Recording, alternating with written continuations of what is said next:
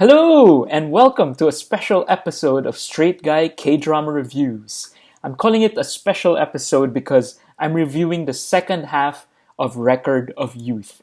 And since I'm already reviewing the second half, which is episodes 9 to 16, I'm gonna include some spoilers. So if you've not seen the show, I recommend that you watch my other video, which reviews the first 8 episodes and it's non-spoilery. So you can check it out right there or right there, whichever side. All right, I'm going to start with some of the good stuff first.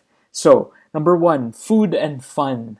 So, one of my favorite scenes from the second half of the show is that samgyupsal dinner that Park Bo-gum's character cooked for Park So-dam's character. And, it just contained this huge spread of delicious food. But what really interested me was that new flavor combination I've never seen before. So Park So-dam's character gets a piece of dried laver or a seaweed, and then she fills it with pork belly and then a tteokbokki, right, a rice cake, and then she makes a sandwich out of that and eats it. And I can already imagine like it's all the textures, right, crispness from the laver, softness from the pork belly, and then just that chewiness from the tteokbokki. Oh, it's a texture bonanza, and I can't wait to try it at home. All right, for the fun part, this show really maximized the fact that they're talking about celebrities by having a lot of celebrity cameo appearances. And, I think the casting is like a little wink to Park Bo-gum because among the guests are Hyeri, who was, of course, his love interest in Reply 1988. And then they also had a really great cameo, actually, from Park Seo-joon. I think this is mostly like payback time, right? Because Park Bo-gum appeared in a cameo in Itaewon Class. So I think maybe Park Seo-joon is paying back the favor. And I love it. I love it when that happens. So number two, Park Bo-gum, who plays Sahye-jun. So I mentioned already in my first review of the first 8 episodes that he really embodies the character, and throughout the rest of the series, he's really able to carry that. He continues his great acting. Like he's able to, his eyes, there's something with his eyes that really makes you want to A, root for him, and B, believe in him. And also, I love the fact that he's a modern K-drama lead. What I mean by that is, now K-drama male leads are not overbearing. They're not afraid to let their female counterparts shine. And I think Park Bo-gum is like the epitome of the right kind of modern K-drama lead. All right, number 3, Park So-dam, who plays An Jung-ha. And, her character, let's just talk about the character first. It was written so beautifully, like she plays a character, An Jung-ha, that is smart, she's beautiful, she's very understanding, she's never hysterical, never overreaching. It's physically impossible for you to be a straight guy and not fall in love with An Jung-ha.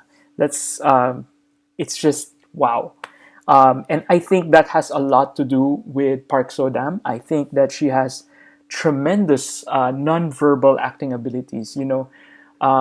So she's able to portray her sadness, her her fears, her anxiety without even saying anything, because her character doesn't say much because she believes that she always has to give Sahye-jun a good time because they rarely see each other. But you could see in her eyes, in her face, the way she says things, that there's a lot of things bothering her. And so, by not saying too much, you know, anytime she makes small showings of emotion, it's just so powerful. And that's what I love about Park So-dam's performance. Number 4, Shin Dong-mi, who plays Lee Min-jae, the manager of Sahye-jun. Again, she continues this just like the first 8 episodes. She's wonderfully funny, very heartwarming, very spastic physical comedy type. She's very successful with this. But personally, I just wish that her character got more successful as the episodes went on. She never did get a second or third client, right? So I was hoping that maybe in a major twist, uh, maybe like an actor like Doha or Hanyong would transfer to her agency, right? Just to show that her level of management really won people over. But it's a minor quibble. Number five, I didn't talk about Byeon Woo Suk in my previous review of the first eight eps, who played Won Hae Hyo. I just want to give shout out to the actor Woo Suk because I personally didn't like the way his character was written, but man, he has this aura that is amazing because you never know, right? He's able to give you the vibes that he's such a nice guy, that he's just a good friend. But at the same time, he has that aura that, oh, is he gonna try to steal the girl or what, right? So, that anxiety is really good because he can be sort of a villain without being a villain, right? So he ends up not being a villain, but man, you were nervous. At least I was nervous for, eps 9 to 14, right? All right, number six, production values. So, like I mentioned before, this show's greatest strength is in the writing. Conversations between characters are really smart, really funny, endearing, and never overboard. Very restrained. Um, but my only quibble is that they do leave some storylines unanswered. Like for example, there was a bedroom scene where An Jong Ha and Sa Hye Jun were on the bed and the lights were like really dim and romantic, and then nothing happened. So what was that? This is possibly due to the pandemic because if I'm not mistaken, production had issues because of the pandemic. So they may have had to drop some storylines and maybe possibly, just drop some characters, just because of the pandemic. All right, number seven. Let's talk about that ending, the finale. Again, this could be pandemic related, but I think it was awesome, but not perfect.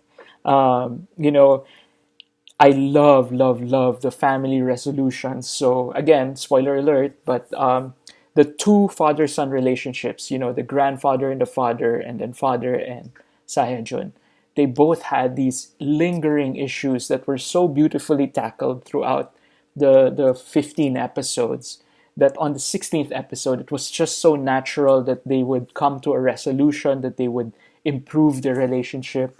And again, very, very understated. That scene between Jun and his dad, and they were both crying and smiling.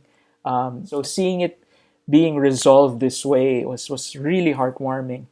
But personally, I thought that the love story needed a better ending. Again, this could be pandemic related, but give us a kiss, guys. Like, give us a kiss or a handhold just to end the episode, just to end the series.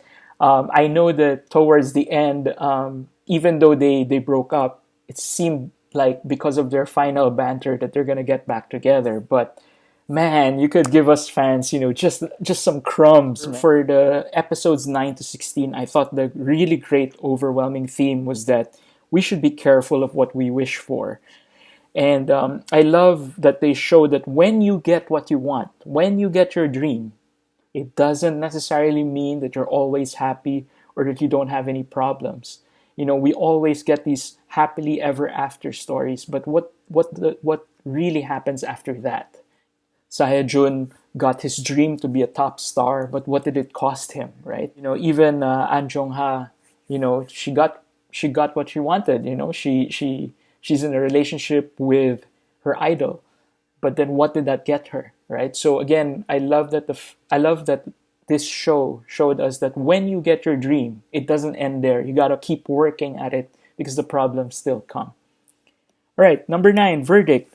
It's still a great K-drama. I mean, I have little, quibbles here and there, but man, this show is really, really good, which explains its popularity, its success, and there's even talks about a possible season 2. Man, I love this K-drama.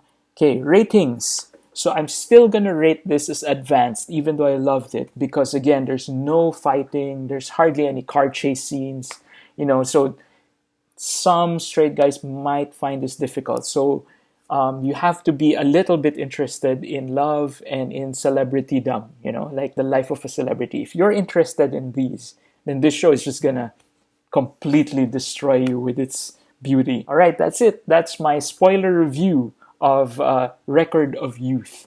So I hope you guys enjoyed this. And please comment down below, because I would love to talk about this show. This show has left me with so many feelings. And then comment down below as well on what K-drama I should review next. There's a couple of good ones on Netflix, so I have to decide by this week. All right, and as usual, you can watch my other videos right now.